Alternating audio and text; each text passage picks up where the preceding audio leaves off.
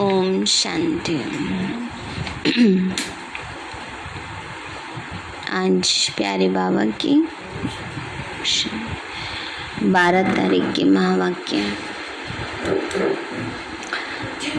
बाबा बोले, मीठी बच्ची महावीर बनो, माया के तूफानों से लड़ने के बजाय अचल अडोल बनो।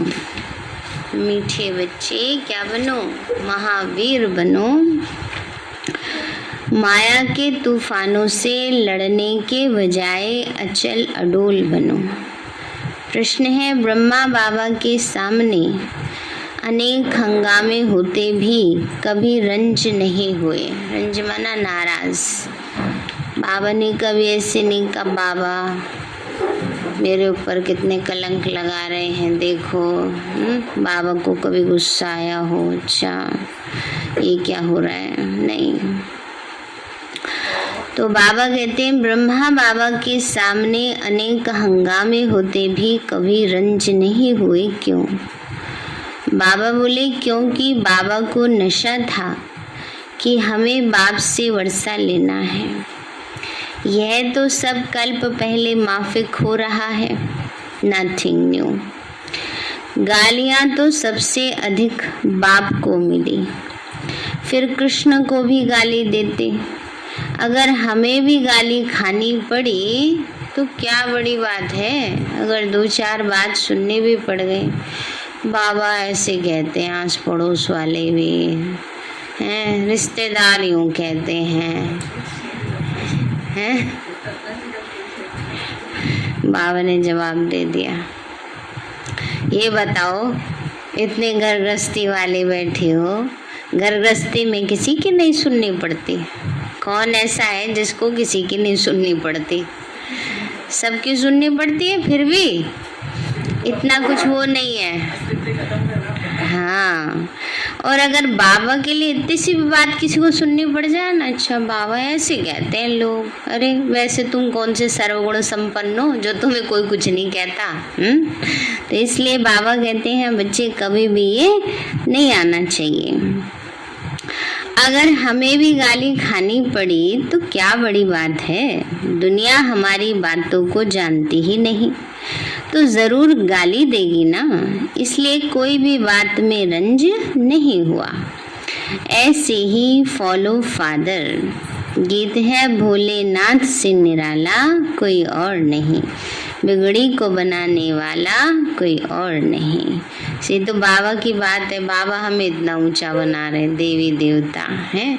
उस देवी देवता में भी सब देवी देवताओं के ऊपर नाम रखे हैं, श्री कृष्ण के ऊपर, राम के ऊपर, और भी जितने हुए हैं इंद्र के ऊपर ना।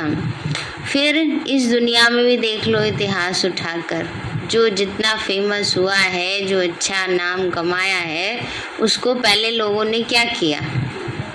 क्या किया? उसको कष्ट दिए, उसका नाम बदनाम किया ना। तो इसलिए कुछ ना कुछ तो मेहनत करनी पड़ेगी है।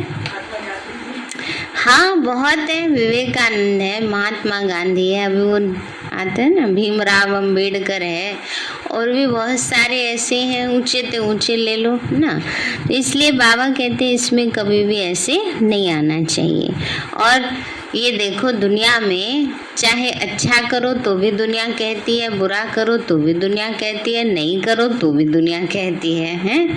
दुनिया कभी संतुष्ट नहीं रहने वाली है, उसके लिए अपने भाग्य को क्यों वो करते हैं, है ना। इसलिए कभी भी ये तो बाबा को लेना देना ही नहीं चाहिए। अच्छा, बाबा जब से आपके बने तब से बातें सुननी पड़ रही हैं, जितनी ब्रह्मा बाबा को सुननी पड़ी शायद उतनी तो किसी ने भी नहीं सुनी। तो बाबा बोले, यह भक्ति मार्ग वालों का गीत है, ज्ञान मार्ग में गीत आदि नहीं गाया जाता, ना ही बनाया जाता है, ना जरूरत है, क्योंकि गाया हुआ है बाप से सेकंड में जीवन मुक्ति का वर्षा मिलता है, उसमें गीत आदि की तो कोई बात ही नहीं। तुम जानते हो, हमें बेहद के बाप से बेहद का वर्षा मिलता है। जो भक्ति मार्ग की रस्म रिवाज है वह इसमें नहीं आ सकती। बच्चे कविता आदि बनाते हैं, वह भी औरों को सुनाने के लिए। वह भी जब तक तुम नहीं समझाओ तब तक कोई समझ न सके।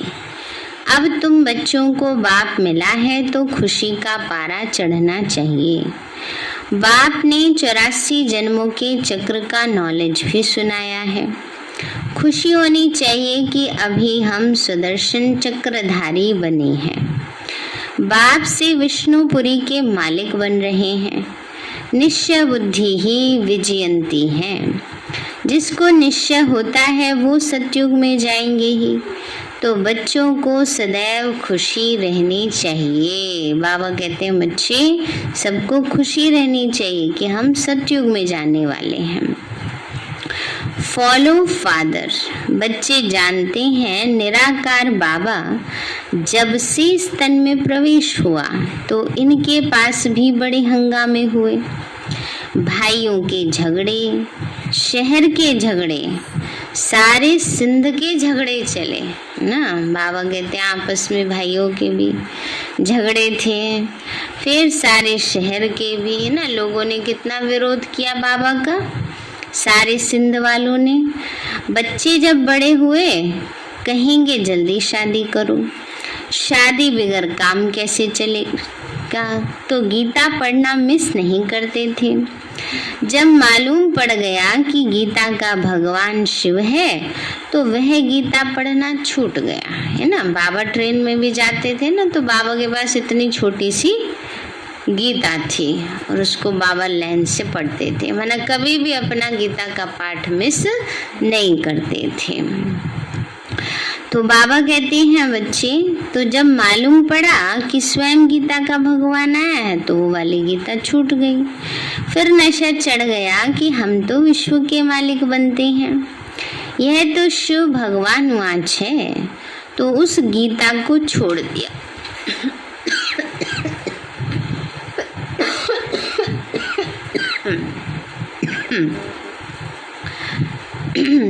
और फिर पवित्रता पर बड़ा हंगामा हुआ।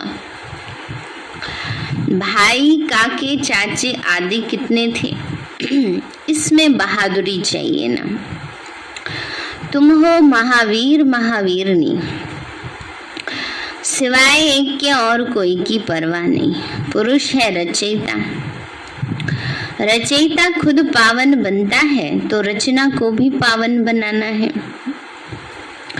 पवित्र हंस और अपवित्र बगुले इकट्ठे कैसे रह सकते हैं। क्रिएटर तो झट हुक्म करेगा कि हमारी मत पर चलना है तो चलो, नहीं तो निकल जाओ। बाबा कहते हैं क्रिएटर हो गया ना, पति जो है उसके पास पावर है। और उस समय तो ज़्यादा ही थी, आजकल वालों के पास शायद फिर भी कम हो। क्योंकि बहनों की फेवर में बहुत सारे नियम बन गए हैं, शिव शक्तियाँ बन गई हैं। जब से बाबा ने शक्ति दी उसे इतनी शक्ति आ गई, इतनी शक्ति आ गई है।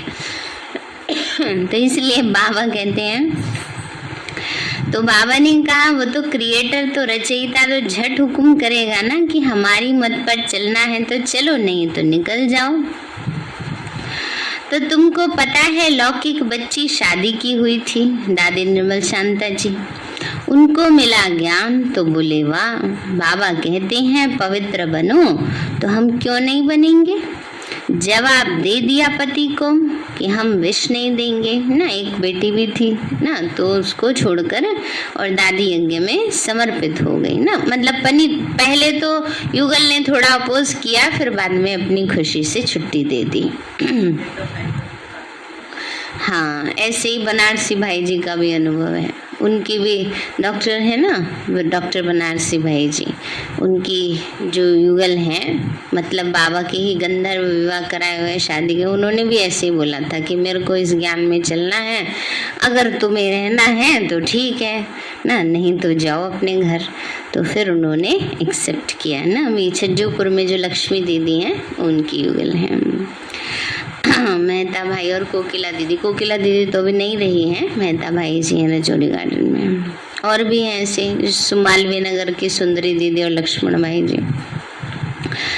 तो बाबा कहते हैं बच्चे जवाब दे दिया पति को कि हम विष नहीं देंगे। बस इस बात पर ही बहुतों का झगड़ा चला। बड़े बड़े घरों से बच्चियां निकल आईं, कोई भी परवाह नहीं की। जिनकी तकदीर में नहीं है तो समझ भी ना सकें। पवित्र रहना है तो रहो, नहीं तो जाकर अपना प्रबंध करो। इतनी हिम्मत भी तो चाहिए ना। बाप के सामने कितने हंगामे हुए। बाबा को कभी रंज हुआ देखा? बाबा कहते हैं बाबा को भी किसी पर नाराज नहीं हुए। अमेरिका तक अखबारों में निकल गया है ना। जो व्यर्थ की बातें थी बहुत सारी, तो शुरू में क्या होता था, एक ही साधन था, इतना मीडिया तो था नहीं ना, न्यूज़पेपर सीधे। पावनेगा नथिंग न्यू, ये तो कल पहले माफिक होता ही है, इसमें डर की क्या बात। हमको तो अपने बाप से वर्षा लेना है। जैसे एक बारी किसी ने लिख दिया कि दादा लेखराज तो साइकिल रिपेयरिंग का काम करते थे। तो दादी निर्मल शांता को तो पता है ना मेरा बाप कितना रईस था। तो दादी ने कहा बाबा को, बाबा ऐसे किसी ने लिखा उस पर केस करो। तो बाबा ने कहा बाप कभी अपने बच्चों पर केस नहीं करते हैं ना। तो बाबा कभी भी किसी बात से ऐसे वो नहीं होते थे, किसने ऐसे मेरे बारे में क्यों बोल दिया है ना, ऐसे क्यों लिख दिया। बाबा को पता है ये सब बातें तो आनी ही है ना। तो इसलिए ये तो आएंगी, जितना ऊपर जाओगे कुछ लोग तो पत्थर मारेंगे ही ना। तो ये बातों के ही पत्थर होते हैं व्यर्थ की। तो बाबा कहते हैं बच्चे, बाप के सामने कितना हंगामा हुआ, इसमें डर की बात नहीं। हमको तो अपने बाप से वर्षा लेना है, अपनी रचना को बचाना है। अपनी रचना का मतलब जो आपके बच्चे हैं उनको, लौकिक जो है संतान है, उनको भी ज्ञान देना है, प्रयास करना है विकारों से बचाने का। बाकी फिर उनका भाग्य। ये भी नहीं कि जबरदस्ती किसी को ज्ञान में चलाओ, ऐसे भी कोई नहीं चलता है। हाँ ये है ज्ञान देना फर्ज है, बाकी फिर जिसका जैसा भाग्य है ना। तो बाबा कहते हैं बच्चे अपनी रचना को भी बचाना है। बाप जानते हैं सारी कृष्ण समय पतित है, मुझे ही सबको पावन बनाना है। बाप को ही सब कहते हैं हे पतित पावन लिबरेटर, आओ तो उनको ही तरस पड़ता है। रहम दिल है ना। तो बाप समझाते हैं बच्चे कोई भी बात में डरो मत, डरने से इतना ऊंचा पद पा नहीं सकेंगे। अत्याचार माताओं पर ही होते हैं, ये भी निशानी है। द्रौपदी को नगन करते हैं बाप, 21 जन्मों के लिए नगन होने से बचाते। दुनिया तो इन बातों को नहीं जानती। सदगति दाता तो मैं हूँ, जब तक मनुष्य दुर्गति को न पाए तब तक मैं कैसे आकर सदगति दूं। पतित तमो प्रधान सृष्टि भी बननी है। हर चीज नई से पुरानी जरूर होती है, पुराने घर को छोड़ना ही पड़ता है। नई दुनिया गोल्डन एज, पुरानी दुनिया आयरन एज। सदैव नहीं तो रह न सके। तुम बच्चे जानते हो यह सृष्टि का चक्र है, देवी देवताओं का राज्य फिर से स्थापन हो रहा है। बाबा कहते हैं फिर से तुमको गीता ज्ञान सुनाता हूँ। यहाँ रावण राज्य में दुख है। राम राज्य किसको कहा जाता है यह भी किसी को पता नहीं और समझते भी नहीं। बाबा कहते हैं मैं स्वर्ग अथवा राम राज्य की स्थापना करने आया हूँ। तुम बच्चों ने अनेक बार राज्य लिया है फिर गवाया है, यह सबकी बुद्धि में है। 21 जन्म सतयुग में रहते हैं, उसको कहा जाता है 21 पीढ़ी, अर्थात जब बूढ़े होते हैं तब शरीर छोड़ते हैं। अकाले मृत्यु कभी होती नहीं। अब तुम जैसे त्रिकालदर्शी बन गए हो। अभी तुम बच्चे जानते हो हम जन्म जन्मांतर भक्ति करते हैं। रावण राज्य, बाबा कहते हैं अभी तुम बच्चे जानते हो हम जन्म जन्म भक्ति करते हैं। रावण राज्य में भी भव का देखो कितना है, कितना भव का है। भव का माना दिखावा, कितना दिखावा है रावण के राज्य में। दुनिया सारी सोने की बना दी है। इतने सुख सुविधा के साधन, इतने चमक धमक, बाजारों में जाओ कितनी चमक धमक। जरूरी सामान नहीं मिलेगा, चमक धमक वाले मिल जाएंगे। तो ये पिछाड़ी का भवका है, लास्ट का, इस समय का। राम राज्य सतयुग में होगा, वहां ये विमान आदि सब थे, फिर ये सब गुम हो गए, फिर इस समय ये सब निकले हैं, अभी ये सब सीख रहे हैं। जो सीखने वाले हैं वो संस्कार ले जाएंगे, फिर आकर वहां विमान बनाएंगे, यहाँ तुमको भविष्य में सुख देने वाले हैं। ये विमान आदि भारतवासी भी बना सकते हैं, कोई नई बात नहीं है, अक्लमंद तो है ना। ये साइंस तुमको फिर काम आएगी। वैसे तो एक्चुअल में जितना भी चाहे कितने भी साइंस की वो है, इन्वेंशन है, कितनी भी और चीज़ों की हैं, सारी भारत में ही है। भारत के मंत्रों में, चरक के बुक्स में इतना गहरा ज्ञान समाया है, उसी पर रिसर्च करके बाहर वाले ये सब चीज़ें बनाते रहते हैं। तो बाबा कहते हैं बच्चे ये साइंस तुमको फिर काम आएगी। अभी यह साइंस दुख के लिए है, फिर वहाँ सुख के लिए होगी। वहाँ तो हर चीज़ नई होगी। अभी तो नई दुनिया की स्थापना हो रही है, बाप ही नई दुनिया की राजधानी स्थापन कर रहे हैं। तो बच्चों को महावीर बनना है। दुनिया में यह कोई थोड़े ही जानते हैं कि भगवान आया हुआ है। बाबा कहते गृहस्थ व्यवहार में रहते कमल फूल समान पवित्र रहो, इसमें डरने की बात नहीं। करके गाली ही तो देंगे। बाबा कह रहे हैं बच्चे डरो क्यों, गाली दे देंगे ज्यादा से ज्यादा। गाली इनको भी बहुत दी, कृष्ण ने गाली खाई ऐसा दिखाते हैं। अब कृष्ण तो गाली खा न सके, गाली तो कलयुग में खाते हैं। तुम्हारा रूप जो अभी है वो फिर कल्प बाद इस समय होगा, बीच में तो हो न सके। जन्म बाय जन्म फीचर्स बदलते जाते हैं। एक आत्मा को 84 जन्मों में एक जैसे फीचर्स माने शक्ल सूरत मिल ना सके, और मिले भी तो उसी से बोर ना हो जाए। हर जन्म में एक ही शक्ल, बताओ, थोड़ा चेंज होना चाहिए। इसलिए बाबा कहते हैं बच्चे अलग अलग मिलते हैं।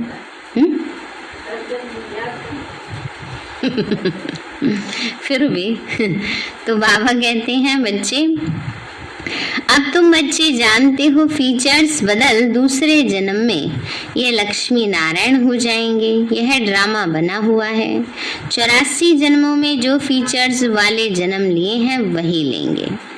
अभी तुम्हारी बुद्धि का ताला खुला है। अब ये नई बात है। बाबा भी नया, बातें भी नहीं। ये बातें किसी की समझ में जल्दी नहीं आएंगी। जब तकदीर में हो तब कुछ समझी। महावीर कोई तूफान से डरेंगे नहीं। वह अवस्था पिछाड़ी में होनी है, इसलिए गाया हुआ है अतीन्द्रिय सुख पूछना हो तो किससे पूछो? गोप गोपियों से पूछो। बाप आए ही हैं तुम बच्चों को स्वर्ग के लायक बनाने। तो कल्प पहले मिसल नरक का विनाश तो होना ही है। सतयुग में एक ही धर्म होगा। चाहते भी हैं वननेस हो, एक हो, है ना। बाबा कहते हैं सब चाहते भी हैं एक धर्म होना चाहिए। यह भी किसी को पता नहीं है कि राम राज्य रावण राज्य अलग अलग है। यहाँ विकार बिगड़ जन्म हो न सके, मूत पलीती है। अब बाप में निश्चय है तो श्रीमत पर पूरी रीति चलना पड़े। हर एक की नब्ज भी देखी जाती है, उस अनुसार राय भी दी जाती है। बाबा ने भी बच्चों को कहा अगर शादी करनी है तो जाके करो ना। ब्रह्मा बाबा की बात बता रहे हैं। जब बाबा की प्रवेशता हो गई तो एक दो बच्चों की शादी हो गई थी, एक दो बच्चे रह गए थे। तो बाबा ने उनको कहा कि कोई बंधन नहीं ज्ञान में चलने का, शादी करनी हो जाके करो। बहुत मित्र संबंधी आदि बैठे हैं, उनको शादी करा देंगे। तो हर एक की नब्ज देखी जाती है। ऐसे भी नहीं जबरदस्ती किसी को बोल दो कि नहीं तुम्हें ज्ञान में ही चलना है, ऐसा बाबा कभी नहीं कहता। तो अच्छा समझो किसी की सगाई हुई है, राजी करना है तो हर्जा थोड़ी है। हथियाला जब बांधते हैं तो भी कहते हैं ये तुम्हारा पति गुरु है। अच्छा उस समय तुम उनसे लिखवाते जाना। बाबा युक्ति बता रहे हैं, किसी की सगाई हो गई समझो, फिर ज्ञान मिला तो फिर उससे ऐसे ऐसे लिखवाते जाना। मानती हो कि मैं तुम्हारा गुरु ईश्वर हूँ, लिखो। अच्छा अब मैं तुमको हुक्म देता हूँ कि पवित्र रहना है। हिम्मत चाहिए, मंजिल बहुत भारी है। दोनों इकट्ठे कैसे रहते हैं सबको दिखलाना है। प्राप्ति बहुत जबरदस्त है। आग तब लगती जब प्राप्ति का पता नहीं। बाबा कहते इतनी बड़ी प्राप्ति होती है तो एक जन्म पवित्र रहो तो क्या बड़ी बात है। हम तुम्हारा पति ईश्वर हूँ, हमारी आज्ञा पर पवित्र रहना पड़ेगा। बाप तो युक्तियां बता देते हैं। भारत में यह कायदा है, स्त्री को कहते हैं तुम्हारा पति ईश्वर है, उनकी आज्ञा पर चलना है ना। बाबा कहते हैं कि भाई जो है ज्ञान में अगर चल जाते हैं, समझो सगाई किसी की हुई है तो उसके बाद ऐसे अपनी पत्नी को मतलब उसको वो कर सकते हैं। कई फिर सोचते हैं अच्छा ये भी ज्ञान में चल रहे हैं, हम भी ज्ञान में चल रहे हैं, ज्ञान में चल रहे हैं, शादी कर लेते हैं। अरे शादी ही करनी है तो बाबा ने कौन सा मना किया है। ये कौन सी गारंटी है कि ज्ञान में चलने वाले जो है वही सारे जीवन भर पवित्रता निभा सकते हैं, ऐसी कोई गारंटी नहीं है ना। तो इसीलिए कई बार ये भी बुद्धि में नहीं आना चाहिए। कहाँ कहाँ इतनी बुद्धि भ्रष्ट हो जाती है, सोचते हैं अच्छा फलाने जा रहे हैं हम भी उनको देख देख करके जा रहे हैं, बस जैसे एक ठिकाना हो जाता है बाबा का घर मिलने का। ये तो बहुत गलत होता है ना। बाबा के घर में आते हैं भगवान से मिलने, किसी देहधारी से मिलने नहीं आते हैं ना। तो अगर ऐसी वृत्ति किसी की है तो उस आत्मा पर बोझा चढ़ता है। कई बार ऐसे हो जाता है कि कोई कन्या आती है, कोई भाई आते हैं कुमार है ना, तो सोचते हैं अच्छा ये फलानी बहन अच्छी है, ज्ञान में भी चलती है तो इसी से शादी कर लेते हैं। तो शादी करने के लिए बाहर किसी ने मना किया है क्या ना। पर अगर एक दूसरे के संकल्प चलेंगे तो वो खुद भी गिरेंगे, दूसरे को भी गिराएंगे। तो ऐसी वृत्ति कभी भी नहीं रखनी चाहिए ना। तो इसलिए बाबा कहते हैं कि बच्चे ये भी अपने एक श्रीमत होती है ना, इसका ध्यान देना चाहिए। कई सोचते हैं कि अच्छा ज्ञान में चलने वाले से शादी करते हैं और ज़्यादा प्रॉब्लम्स क्रिएट हो जाती हैं। इसलिए ऐसी वृत्ति नहीं होनी चाहिए। बाबा तो सबको पवित्रता का पाठ पढ़ा रहे हैं। बाबा की श्रीमत अनुसार चलो सुख मिलेगा। बाकी जो नहीं चलते हैं तो बाबा उनको कहता नहीं है तुम जबरदस्ती की शादी नहीं करो, पर ऐसे काम तो ना करो भगवान का नाम बदनाम करने वाले। कई बहुत ऐसी आत्माएं हैं जिन्होंने ऐसा किया है। तो इसलिए बाबा कहते हैं बच्चे फिर उनकी आज्ञा पर चलना है। बाप युक्ति बता देते हैं। भारत में एक कायदा है, स्त्री को कहते हैं तुम्हारा पति ईश्वर है, उनकी आज्ञा पर चलना है। पति के पांव दबाना है क्योंकि समझते हैं लक्ष्मी ने नारायण के पांव दबाए थे। यह आदत कहाँ से निकली? इन झूठे चित्रों से। सत्युग में तो ऐसी बातें होती नहीं। नारायण कभी थकता है क्या जो लक्ष्मी बैठ पांव दबाएगी? थकावट की तो बात हो न सके। यहाँ तो दुख की बात ही हो जाती है। वहाँ दुख कहाँ से आया? तो कितनी बातें झूठी लिख दी हैं कि लक्ष्मी जी नारायण के पैर दबा रही हैं। बाबा कहते हैं तो बिल्कुल झूठ है, गलत है, वहाँ जरूरत ही नहीं है। वहाँ दोनों का पद बराबर होता है ना। कोई ये नहीं कि लक्ष्मी जी नारायण के पैर दबा रही हैं ना, तो उसमें तो ये दिखा दिया, डिग्रेड होना दिखा दिया ना, पद कम होना दिखा दिया। बाबा को छोटेपन से ही वैराग्य रहता था, इसलिए भक्ति करते थे।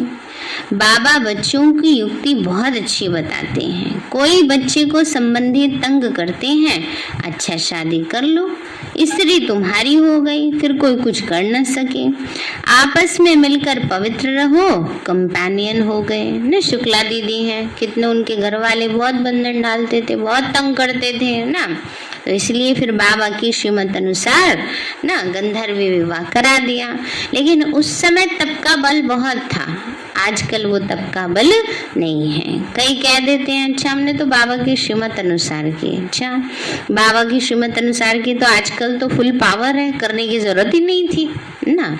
आजकल कोई बंधन नहीं डालता है शादी करो परिवार वाले, क्योंकि आजकल बच्चों के पास और हथियार बहुत है। तो सुसाइड कर लेंगे, हम तो ये कर लेंगे, हम तो वो कर लेंगे ना। अगर किसी को करनी होती है तो घर बार छोड़कर चले जाते हैं, नहीं करनी होती है तो भी कोई फोर्स आजकल नहीं कर सकते। पेरेंट्स ज्यादा नहीं वो कर सकते जितने अत्याचार मार पिटाई पहले होते।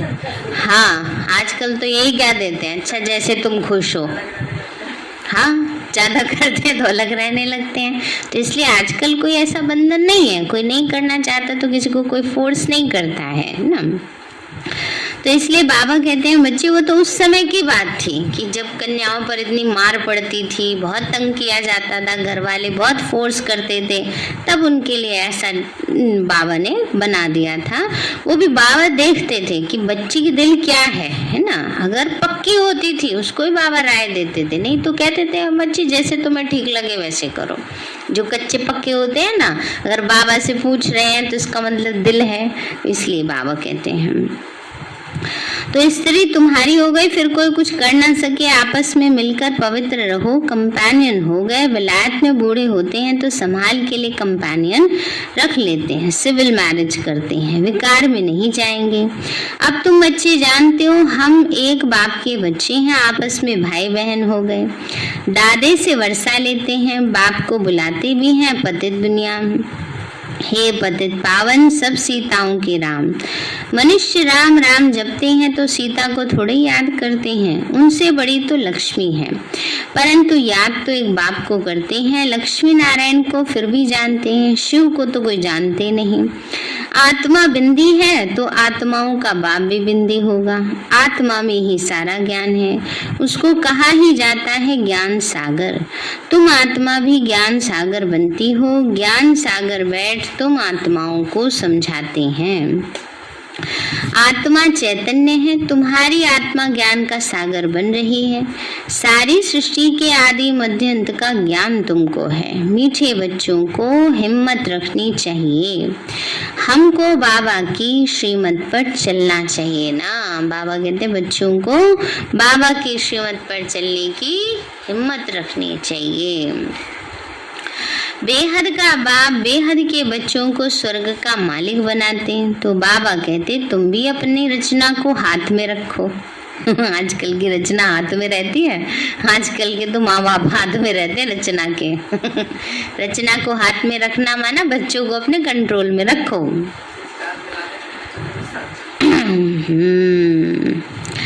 पहले होता था बच्चे माँ बाप की बात मानते थे, आजकल माँ बाप को बच्चों की बात माननी पड़ती है। तो अगर बच्चा तुम्हारी आज्ञा नहीं मानता है तो बच्चा नहीं, वह तो कपूत ठहरा। आज्ञाकारी फरमान बरदार बच्चा हो तो वर्षे का हकदार बन सकता है।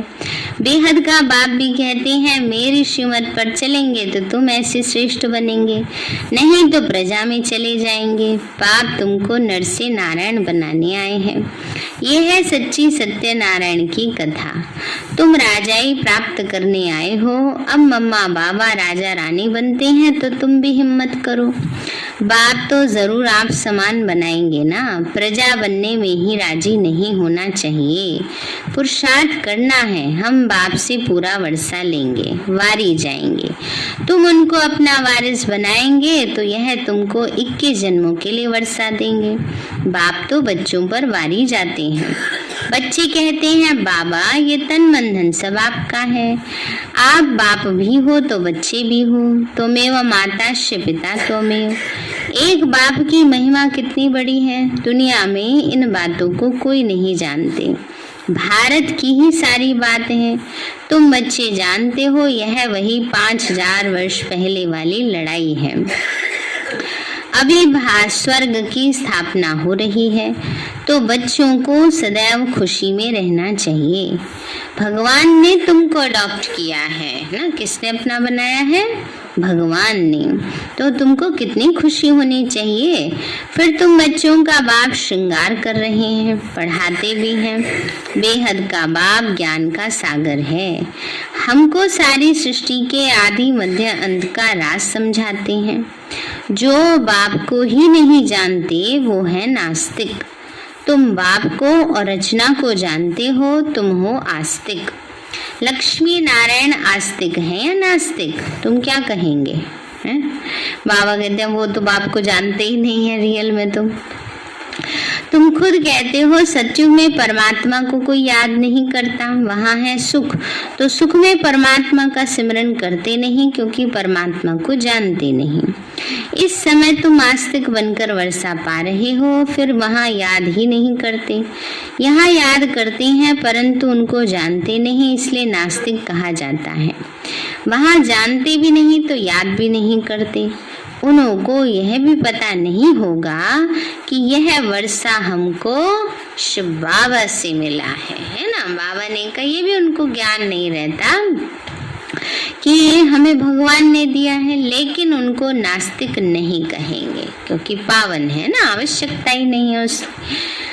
अच्छा, मीठे मीठे सिक्के लदे बच्चों प्रति माता पिता बाप दादा का याद प्यार और गुड मॉर्निंग। रूहानी बाप के रूहानी बच्चों को नमस्ते। रूहानी हम बच्चों की रूहानी माता पिता बाप दादा को नमस्ते नमस्ते नमस्ते बाबा नमस्ते। धारणा के लिए मुख्य सार है, श्रीमत पर चलने की पूरी पूरी हिम्मत रखनी है ना। बाबा कहते हैं बाबा की श्रीमत पर चलने की पूरी पूरी हिम्मत रखनी है, क्योंकि हिम्मत करेंगे तब तो बाबा की मदद मिलेगी ना। तो सोचेंगे नहीं बाबा बड़ा मुश्किल है, तो वो मुश्किल ही हो जाएगा फिर। किसी भी बात में डरना व रंज नहीं होना है, नाराज नहीं होना है। दूसरी पॉइंट है, अपनी रचना अपने हाथ में रखनी है। अपने बच्चों को कंट्रोल में रखना है। अपने आप को रखना है, ये बात सही है। उस समय प्रमाण बाबा ने श्रीमत दी थी, क्योंकि उस समय तो बाबा लौकिक माँ बाप के बात बच्चे मानते थे, अब वाले भी मानेंगे ना। उन्हें विकारों से बचाना है, पावन बनने की राय देनी है ना। आप उनको बता दो, समझा दो ज्ञान, बाकी उनका भाग्य है, कोई किसी को फोर्स नहीं करना है। वरदान दिया बाबा ने, शरीर को ईश्वरीय सेवा के लिए अमानत समझकर कार्य में लगाने वाले नष्टो मोहा भव। शरीर को ईश्वरीय सेवा के लिए अमानत समझकर कार्य में लगाने वाले नष्टो मोहा भव। बाबा बोले, जैसे कोई की अमानत होती है तो अमानत में अपनापन नहीं होता, ममता भी नहीं होती, तो यह शरीर भी ईश्वरीय सेवा के लिए अमानत है। यह अमानत रूहानी बाप ने दी है तो जरूर रूहानी बाप की याद रहेगी। अमानत समझने से रूहानियत आएगी, अपनेपन की ममता नहीं रहेगी। यही सहज उपाय है निरंतर योगी नष्टो मोहा बनने का। तो अब रूहानियत की स्थिति को प्रत्यक्ष करो। स्लोगन है, वानप्रस्थ स्थिति में जाना है तो दृष्टि वृत्ति में भी पवित्रता को अंडरलाइन करो। वानप्रस्थ स्थिति में जाना है तो दृष्टि वृत्ति में भी पवित्रता को अंडरलाइन करो। वानप्रस्थ माना वाणी से परे जाना है। सार है, मीठे बच्चे महावीर बनो, माया के तूफानों से लड़ने के बजाय अचल अडोल बनो।